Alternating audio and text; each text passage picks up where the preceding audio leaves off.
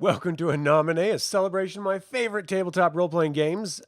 Nomine is a sister channel to Evil Live. Subscribe if you're new to the channel because today we are reviewing Werewolf the Apocalypse 20th Anniversary Edition. Yeah, it came out 20 years ago. How insane is that?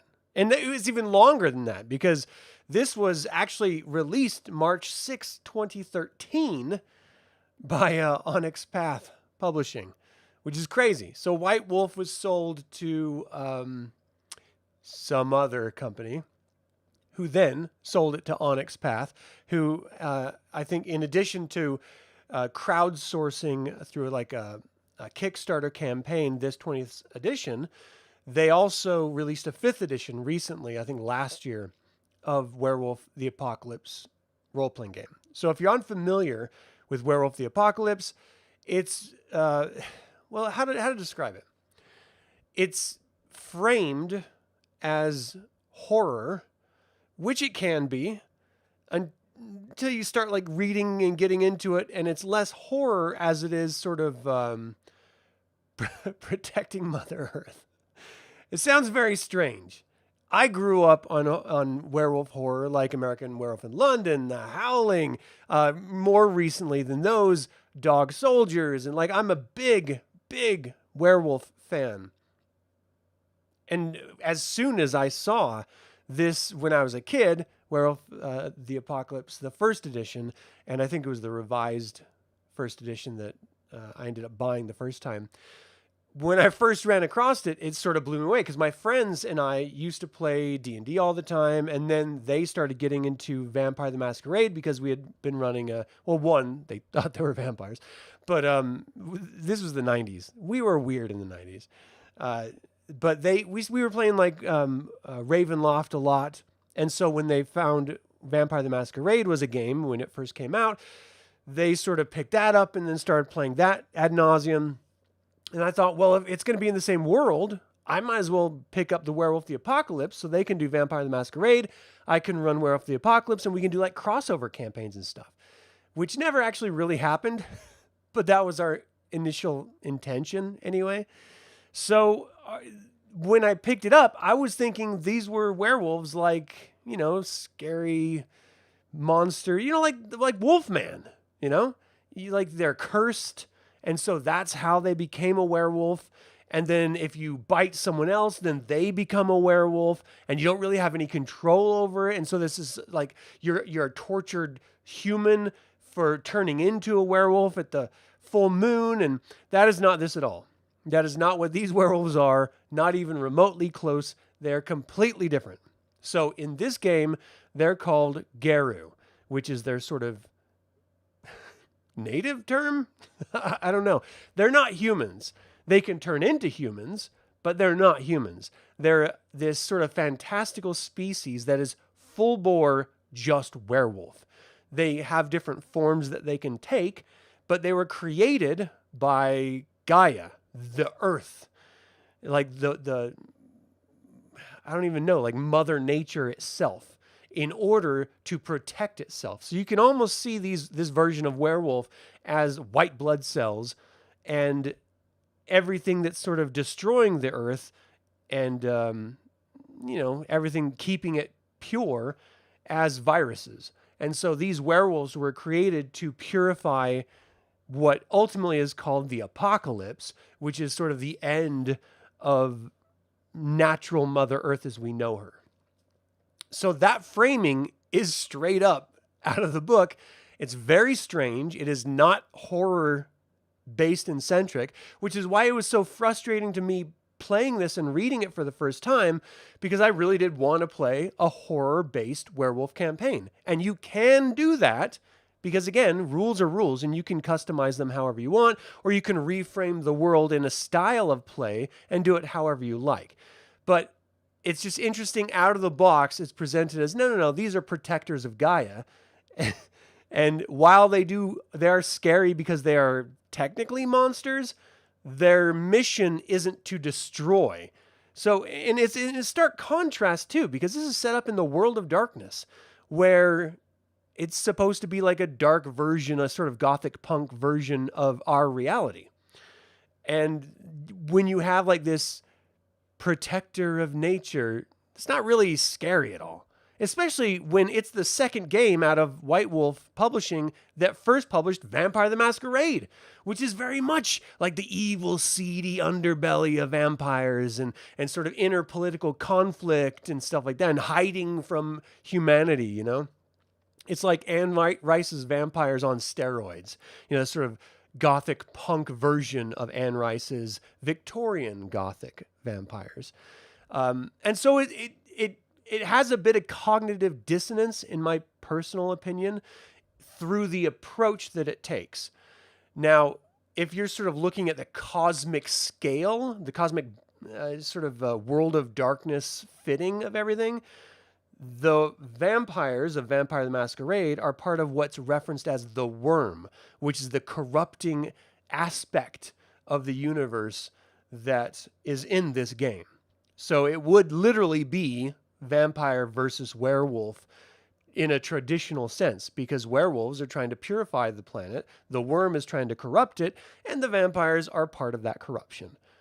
So you can see that it's very much head to head sort of combat antagonistic, you know, directive.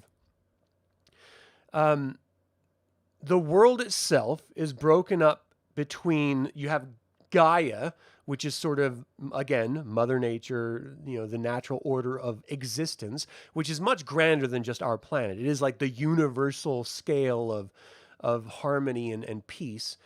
In Nomine, it would be referred to as the symphony. It is the universe and all things within it. But in this game, it's Gaia. Inside of Gaia, you have three aspects. You have the wild, the weaver, and the worm. And these are three aspects of reality that either reinforce, confuse, are natural extensions of nature and Gaia, or in stark opposition to Gaia.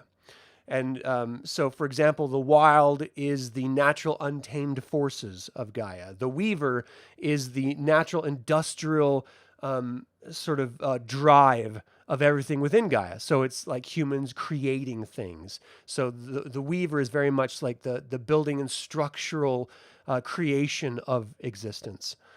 Whereas the worm is the destruction of all of that. And they all have to live in some semblance of harmony. When one overpowers the other, then you get something called the apocalypse, which is what it's all about, because the worm is ostensibly taking over everything. Which is why Gaia created werewolves, to combat them.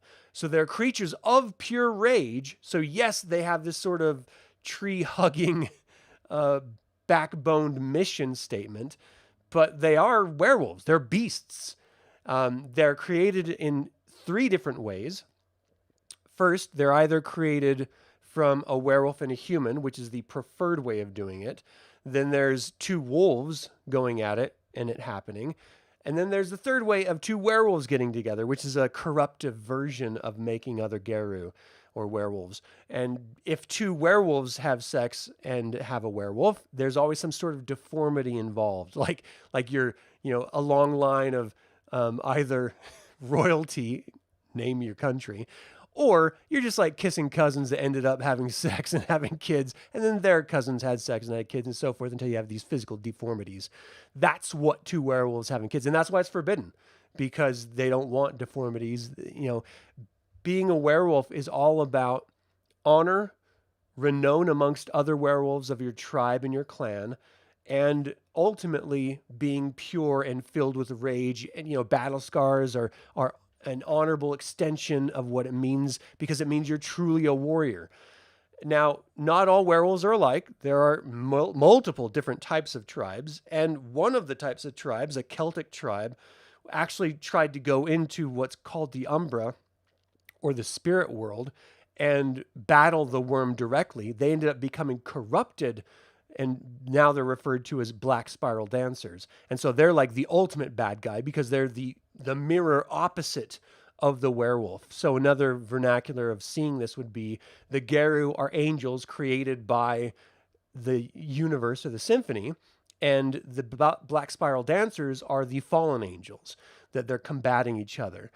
That's the vernacular I'm using because this channel is in Nomine. In Nomine is my preferred role-playing game system compared to World of Darkness systems, even though I do like the thematic framing of the World of Darkness, which I then steal from my Nomine games and every other game I play that's set in a version of our real world.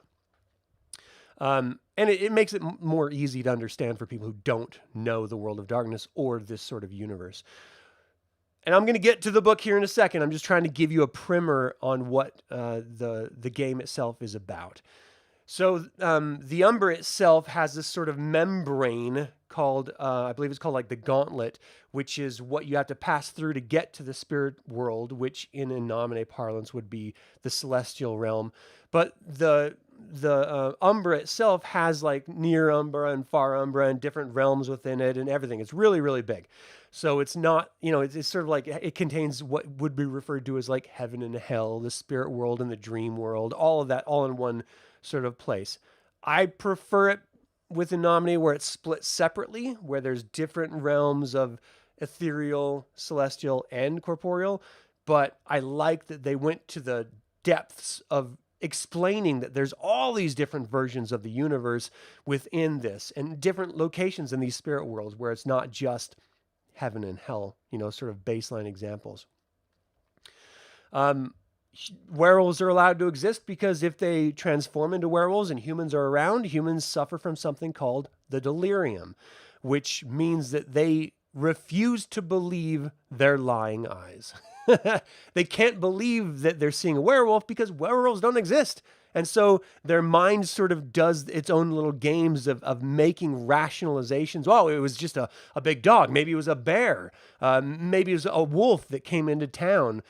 It definitely wasn't a werewolf because werewolves don't exist. And so they justify it through what's referenced as the delirium in order to maintain anonymity and this sort of belief that werewolves don't exist. Vampire the Masquerade has a very similar game mechanic to it, where they can sort of charm people or I don't know. I don't know enough about Vampire to really do an A to B comparison, but I will be doing their 20th anniversary book as well. So why the 20th anniversary book versus just going to first edition, which is what I cut my teeth on, or second or fourth edition, because this 20th anniversary I think is referred to as the third edition. Well, it's because this 20th anniversary was a Kickstarter. It's sort of like an homage, in the same way on my Star Wars channel, where I did the 30th anniversary edition of the Star Wars The Role-Playing Game from West End Games. It's a sort of a look back and a celebration of the original version of the game. I really like that stuff. And so that's why I ended up doing this 20th anniversary version versus the original or the newest version. And I think they actually moved away from the D10 mechanic, which is what this game's system is based on. It's just a series of D10s, no other dice. I think they went away from that in the newest edition. Don't hold me to that because I'm not 100% sure. I still need to look into it. But I would like to give it a go. Conceptually, I like World of Darkness. I think it's probably the best lore that you can get when it comes to fantasy sort of role-playing. But again, it's just not my preferred. All right, so werewolves are driven by rage. They reference also something called gnosis, which is their connection with the spirit world. It's something you can gauge. There are multiple tribes of werewolf. So, you have some that fit into different types of class structures. Some of them are more cognizant, some of them are more rage filled, some of them are more thinkers and tinkers, and it just sort of runs the gamut of types of characters. But what's great about this 20th edition is that it has all of what was in the first and second edition and all their source books sort of compiled together. This thing is like over 550 pages. It is huge because it is a full tome. It's not just a player's guide. It's also a dungeon master's guide and a monster manual all thrown into one. It gives you great storytelling advice for new and old storytellers. That's how they reference, instead of a dungeon master or a game master, you're a storyteller, because World of Darkness games like Vampire the Masquerade or Werewolf the Apocalypse are very much framed around the idea of theater of the mind. emphasis on theater. This is meant to be a heavy role-playing system, not as much of a hack and slash like a D&D game, but there is that aspect to it. But it is heavily centered on role-playing. And that's the important part to really focus your mind on. Because when it comes to game mechanics of moving on like a tabletop, that's very light in this stuff. This is meant just to be descriptive and sort of imaginative driven over a mechanical sort of chess-like, combat system. And you can adapt it easily to that. It's just that's not what it's intended initially as. Probably because when it was originally released, that's not really how these games were. It wouldn't be until the late 90s, early 2000s that it became really a tactical style of game. Ironically, because it came out of, all these role-playing games came out of wargaming, which is infinitely tactical. No story at all. But again, White Wolf wanted to focus on the storytelling, and that's another aspect of what I appreciate so much about this game system and the World of Darkness as a whole.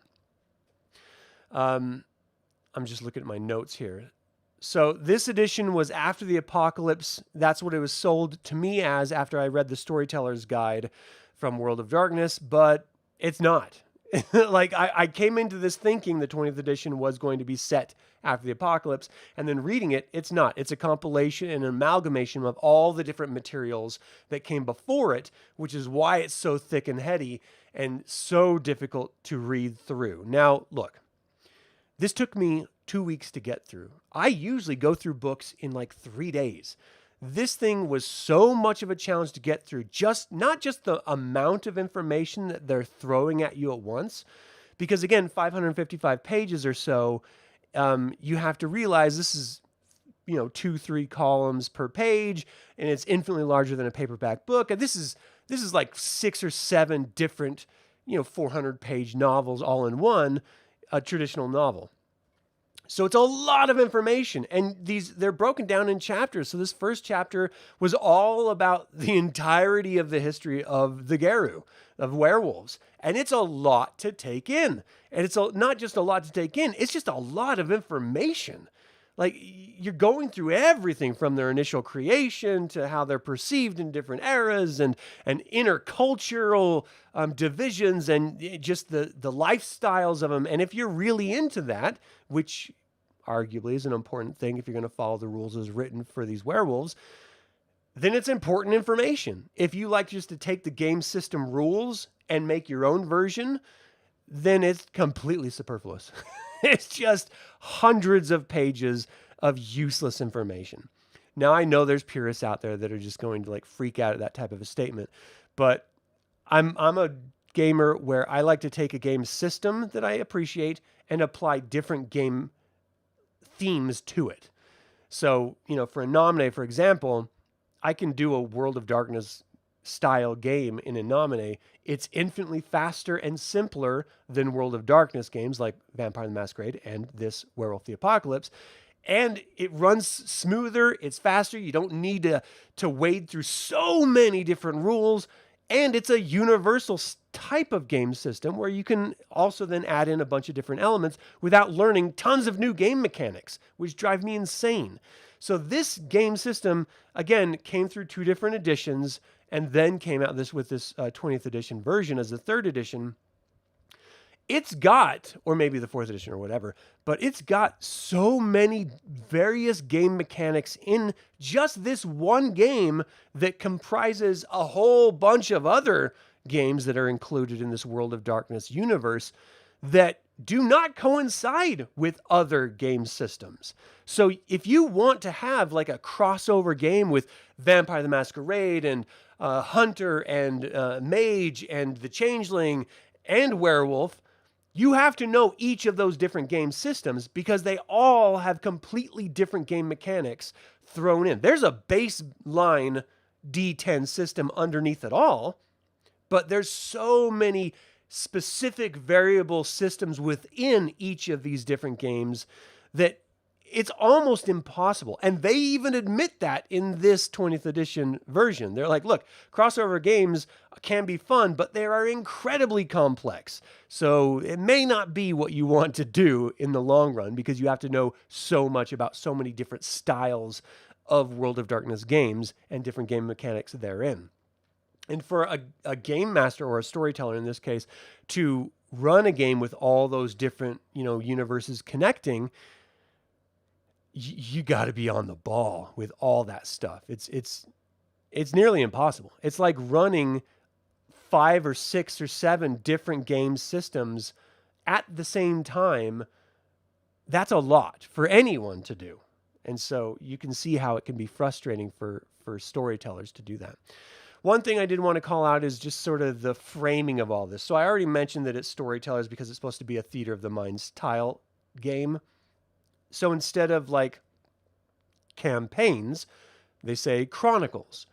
And instead of sessions, like an individual session of play, they call them chapters. And instead of an adventure, they call it story.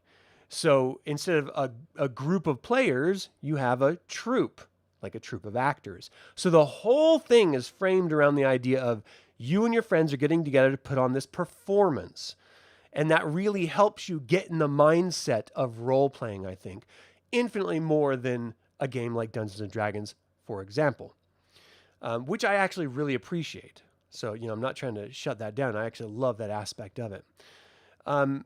So this entire game system focuses more on story momentum rather than dice rolls or failures. So it really hedges on the storyteller's individual style. And it really suggests, look, if they're trying to do something cool and it doesn't break the game, don't have them roll. Just let them do it. If something's really going to be contested or something like that, then okay, break out the dice. But this is meant to be an improv storytelling situation more than a dice rolling crunchy system. And so just focus on that. Ironically, they say that, and then they get into all the crazy damn game mechanic systems that really confounded me as I was reading this. Like, I'm going to have to play through this to remember how to play this damn game because it's so complex with all the different aspects. And they have like an example of play at the end of this. And it didn't help explain the game at all, in my opinion. It made it worse. It made it more confusing because you're like, well, wait a second. Why does that roll do that? And why does he do that? And like, there's so many different aspects to just health, for example. Just health. There's 3 different styles of damage that you can take. 3. And then you have to track the healing of those 3 different aspects, styles of damage, but then you also can soak up different types of damage. So you absorb certain types of damage that you can then regenerate other types of certain types of damages. And it's just like, how do they expect anyone to track any of this? It becomes really, really aggravating and frustrating. The more I'm talking about this, the more I'm actually reducing my ultimate rating on this because I gave it a really high rating, like the highest rating, because I think nostalgia. I really appreciate it and I loved this game when it first came out. But the more I read into it, the more frustrated I got. And that's why it took me 2 weeks to get through. Because it was not only just so meaty and crunchy, it is like stark contrast to the version of the game that I remember playing, so much more complex. It just got frustrating. Like I didn't want to read through it all. Ultimately, it made me want to put it down and pick something else up. So I ended up reading a book between finishing this book, which is not what you want to do if you're trying to give a game over to the masses and say, here's an easy, immersive game, play. And then you're like, 500 pages? I got to read 500 pages to understand how to play this game? I don't think so, Tim. Car manuals are smaller. Mechanical manuals on repairing cars are smaller. Like, this is a lot to take in. And I get this was a Kickstarter. And so this is what the people who funded that Kickstarter wanted. And they gave it to them in spades. But sweet hell, this may not be an entry point for you. even though I really do like a lot about it. Okay, so what else?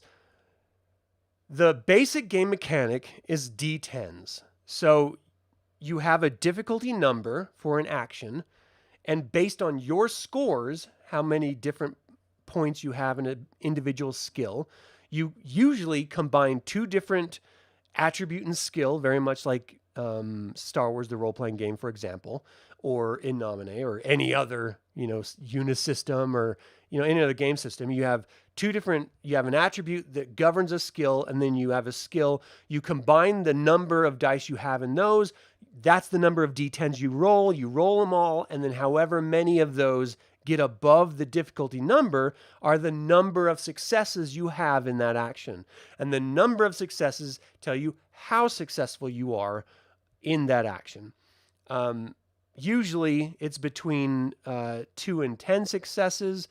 A 1 is a negative, and it takes away one of your successes if you roll a 1, and a 10 is an automatic success. And so most rolls are, for successes, you need between a 2 and a 10 in every single roll. In each individual character, each individual werewolf, each individual Garou is broken down by 3 defining characteristics. You have your breed, your auspice, and your tribe. So your tribe is the version of werewolf that you are. Your auspice is the phase of the moon that you were created under. And your breed is whether you were born from humans, born from wolves, or born from a werewolf-human mix. It's not much different than like race and class combos in a Dungeons and Dragons game, for example, or your choir or band in a Nomine and your superior. These are different mechanical aspects that help you customize your individual werewolf character, and they're pretty simplistic, though you do have a lot of options. And that's the point of this 20th anniversary edition, is that, again, it is a collection of a whole bunch of other source material in one volume, so you have it all at your fingertips. If it's your first time playing, it's going to be a lot. So you may want to go back to an earlier version, or maybe the newest 5th edition version is infinitely simpler with fewer options. I personally feel that fewer options breeds more creativity than more options does, because once you give a ton of options, you can feel buried in them, and then you sort of default to basic styles of play anyway because you're sort of overwhelmed. But if you have very few options, then you're more creative because you don't have any stat or any listing limiting your creativity. So, you just have hit points and basic stat scores. You're like, okay, well then I'm going to go try to build this, or I'm going to do acrobatics or whatever. There's nothing saying that you can't do that, or that you're only specialized in these areas. And so that can be very limiting if you have too much information. Just my personal experience. And so where I do like how this sort of helps you refine and create your own version of a werewolf. Not every werewolf is going to be the same, even amongst the same tribe, even amongst the same breed, and even amongst the same auspice. It's going to be informed by your own tastes and, likes and dislikes and styles of play and stuff. And that's really the strength of this. Like I said, this book has everything you need to know about the ecology, history, spirit world of Werewolf, the game. It goes into a whole chapter about the Umbra, which is that sort of the spirit world, and the different aspects of it, which is a sort of like a cosmological view of, it would be like different planes of existence for Dungeons and Dragons, for example, which I really like that they had it in here. I don't know how many people are going to be using it in a regular game, but it's nice that, it's that detailed out. Most people, it's called stepping sideways when you go into the spirit world. Most people who are doing that are only going to be doing it for brief periods. While you could do whole entire game sessions there, I just don't really see people doing it. It's just the excitement of Werewolf the Apocalypse is freaking people out and being a monster filled with rage and tearing up bad guys. And yes, you can do that in the Umbra, but you're not going to be freaking people out there. They all know about it. So if you want to have that sort of cool werewolf freakout aspect, you kind of have to be in the real world. And again, there could be nothing cooler than invading a massive poisonous corporation as a werewolf, ripping through their security guards and going in and destroying their infrastructure and stuff. I mean, that's a big part of the game. So you want that in the real world. I'm not going to get into every little aspect of this and stuff, but they have a bunch of, like I said, it was part of like a monster manual as well, where they have a bunch of like ally type characters. So the storyteller can just pull straight examples of types of characters right out of it with stats and everything, which I really appreciate. And then you also have a bunch of bad guys, antagonists that creatures of the worm, as it were, that you can pull directly out of the book as bad guys. So this one book, you can play entire campaigns and have all the information you need without ever having to go to other supplements.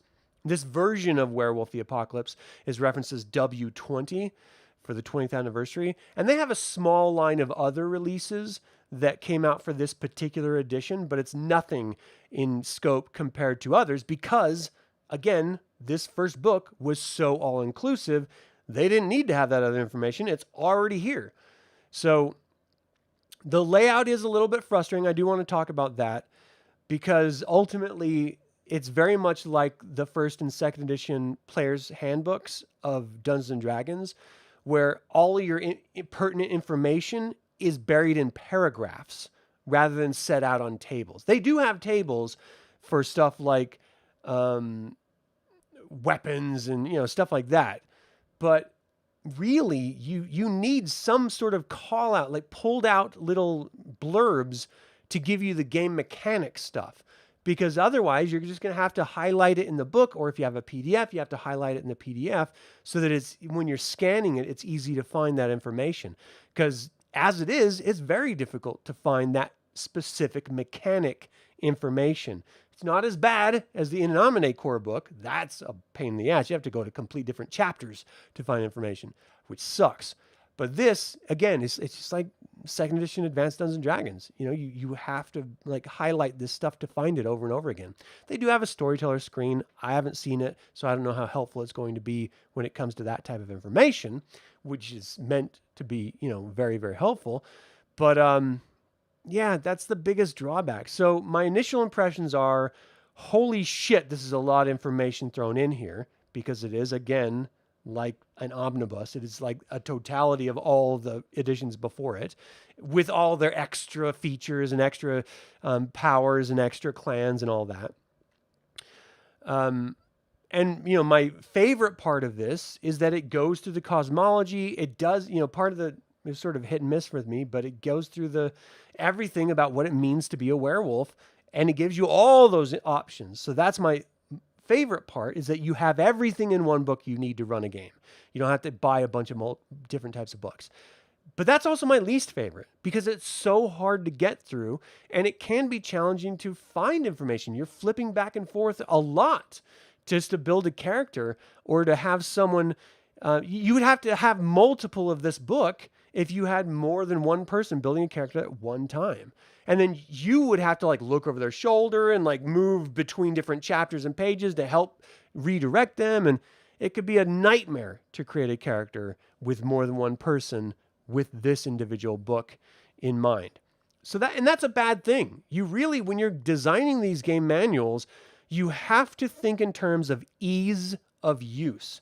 This is very much more encyclopedic information over ease of use, which I don't particularly like when it comes to referencing it over and over again.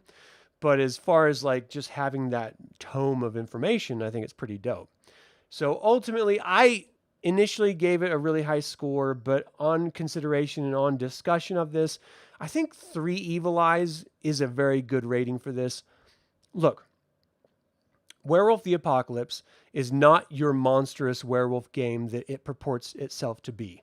It can be played that way, but not out of the box. You are very much a hero type character, even though you could be a mean hero type character. You're not a monster like in Vampire the Masquerade. And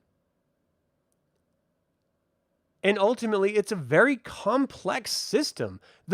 My computer is like freezing up. That's crazy. Sorry about that. So the base game mechanic of D10, taking 2 abilities, combining your dice pool and then rolling it, getting successes over difficulty number, that's not very challenging. If you're used to just rolling 1 die to get over someone's armor class, then it can be frustrating because you're going to have conflicting rolls. And then tracking health is ridiculous in this game. There's so many types of damage that you can take, and different types of damage are healed at different rates, and it's just ridiculous. There's no reason for it to be this complex. So the base system is easy. The system wrapped around it for Werewolf the Apocalypse is not, and it's a pain in the tuchus. And so ultimately, I think it's a give and a take, and it's a 3. It's got to be a 3 out of 5. I like the concept of werewolves. I love the concept of like protecting Gaia, Mother Nature of the universe, as it were. I never thought I would see werewolves being the ones doing that.